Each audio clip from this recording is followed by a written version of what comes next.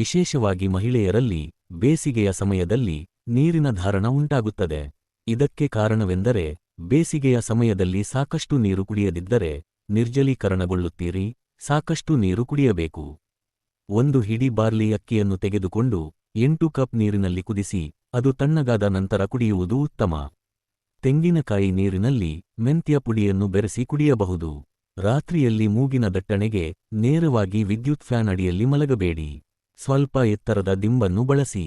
ಮಲಗಿದಾಗ ಮೂಗಿನ ದಟ್ಟಣೆ ಹೆಚ್ಚಾಗುತ್ತದೆ. ಬದಿಯಲ್ಲಿ ಮಲಗಿ. ಬೆಳಿಗ್ಗೆ ಹಲ್ಲುಜ್ಜುವಾಗ ನಾಲಿಗೆಯನ್ನು ಪರಿಶುದ್ಧಗೊಳಿಸಿ ಮತ್ತು ಮೂಗನ್ನು 3 ಬಾರಿ ಪರ್ಯಾಯವಾಗಿ ಊದಲು. ಇದು ನಮ್ಮ ಪೂರ್ವಜರು ಉಸಿರಾಟದ ಪ್ರದೇಶವನ್ನು ಶುದ್ಧೀಕರಿಸಲು ತೋರಿಸಿದ ಮಾರ್ಗವಾಗಿದೆ. ಮಲಬದ್ಧತೆಗೆ ರಾತ್ರಿ 2 ಬಾಳೆಹಣ್ಣುಗಳನ್ನು ತಿನ್ನಬಹುದು.